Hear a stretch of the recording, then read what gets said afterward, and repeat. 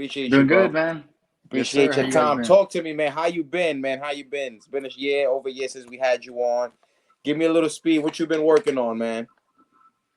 Nothing, man. Just been locked in the gym as always. But since last few months, like since around like middle of May, I actually switched trainers.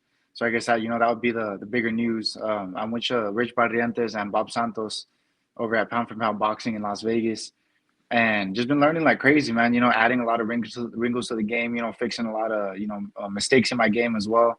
And just literally, man, super low key, just locked in on that, man. Just training in the gym every day, and just fine tuning things, man. Waiting for that call. All right. So this is so making that transition. When is that something that the fighter takes from the outside, or is that something that the fighter is that kind of like a retirement? Like once you start thinking about a new trainer, it's like you already need a new trainer. Is that one of those things? I guess you could say it that way. Cause yeah, man. Like I had a.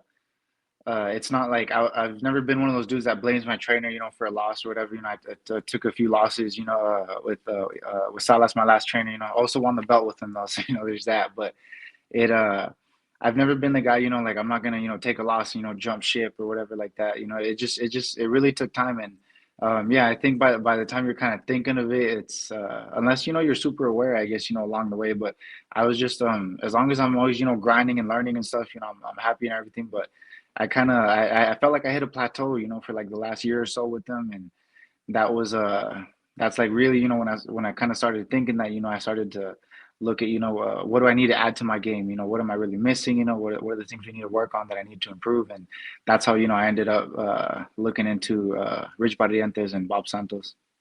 But to I got but to give you a fair shake, you did take the Sergey Bohechuk fight on what 14, probably less days notice because Tim Yeah. when Keith Thurman had the injury and Sebastian got promoted and you got put in. I'm pretty sure how much what did you have like at best 15 days, give or take. Yeah, it was something like that, man. The last like 2 weeks, whenever all that stuff fell apart, that's when they kind of told me, to hop in with that. Because they did tell me, like kind of, it was kind of one of those things that, like, hey, like, be in shape, be ready, because we could jump on the card or something. But I had no idea with who, it could have been the Sioux even, it could have been from Laura. I could like, we had no idea how that card would shape up, so it was just kind of, just be in shape, just kind of ride with it, but it is what it is, that's also how I made my career, so I'm not gonna, uh, you know, like linger on that too much. But and then regardless, it wasn't that fight. Like I said, it was like like a few things that were kind of in the mix. That I just felt I wasn't improving on. Getting better with. So. And that's my main issue, man. I'm a guy that lives in the gym, like even now, I'm doing 2 a days, and I'm not sure when I'm fighting yet, but I'm doing these 2 a days. I'm still grinding everything. So if I feel like I'm not learning, that's when there's an issue. And then right now, last time we spoke, 154 was was on the rise, but now it's officially shark infested everywhere. All kind of different Hmm. styles, and you look like a guy that can give a lot of these guys problems.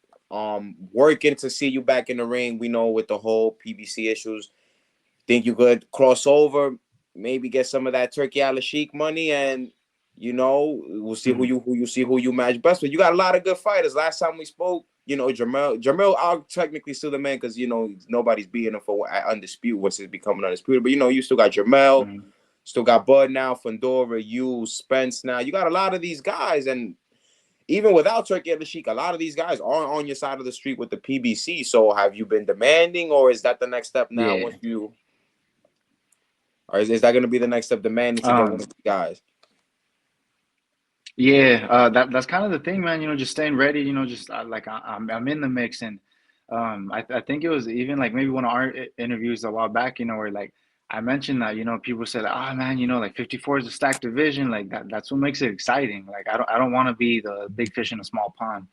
If I wanted to do that, I could maybe stay back in Albuquerque and just been the hometown hero or whatever. But like I want to put on for Albuquerque, on a bigger scale. I want to be on a world stage. And of course, man, my passport's ready, bro. I get that turkey call. We're out there.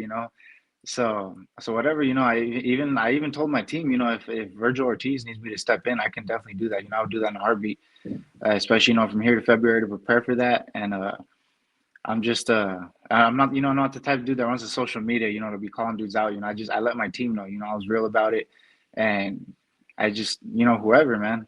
But definitely, there's, like you said, there's a lot of guys on my side of the street and all that. But I feel like nowadays, as time goes by, the whole street thing isn't making it isn't as important or as much of a block, because it's a lot of it streaming services and this and that. So we can go over, make a one fight deal or whatever as a team, and you're not cutting anybody out of the deal or anything like that. So there's a lot of ways to make deals. And yeah, me, man, I want to fight everybody. I want to fight the best, and I want to get back on top. So whoever gets that call. All right, last question before I let you go.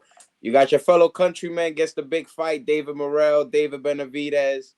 You're picking Morrell, I'm assuming, right? I'm assuming Yeah. correctly. So how does he win? And also for David Benavidez, do you feel like he gets the credit, considering that David Morrell is only 11 pro fights in? So if he goes tooth and nail with Morrell, how do you go tooth and nail with a guy that you got more knockouts than he has fights?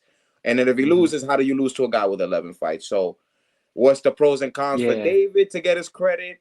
And for Morrell, what do you feel like his keys to victory to bring it home on February 1st? Yeah, I will say, Benavidez like should get a like more credit for taking this type of fight, because it's like when you're on top, you're not really looking to give I won't say up and comers, because I don't think Morel's an up and comer like that, but you don't want to be giving guys opportunities where it's kind of a lose lose. If he wins, he might not get full credit, and if he loses, obviously, you lost to a guy with 11-0, you already know those things would come. But um, but I actually do think so. I'm still rock with you and Morel on this one, but I do think it becomes more interesting because I don't think either of them had the best performance at the new weight class.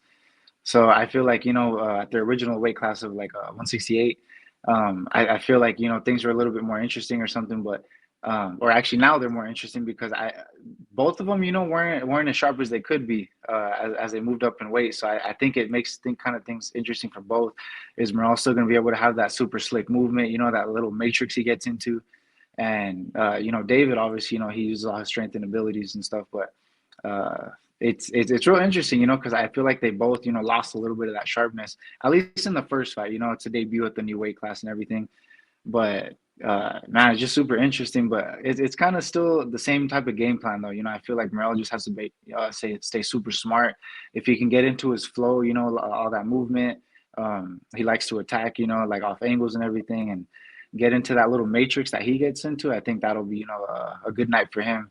And then Benavidez, just more of what he does, the speed, the combos, breaking the dudes down, not letting them hold, when they try to clinch in there. So that's going to be the thing. So obviously, I think this new weight class plays a big factor, but I'm still riding with my dude Morel on this one. Brian, appreciate your time. Best of luck at the gym. Stay fresh, stay safe. Appreciate you for always joining. When you get your fight announcement, you got to announce it here on Boxing with Chris. Take care. Hope to hear Oh from yes, you soon, sir. You brother. All already right. know, man. Appreciate you, big Appreciate you, brother. man. Be safe. Take Likewise. care.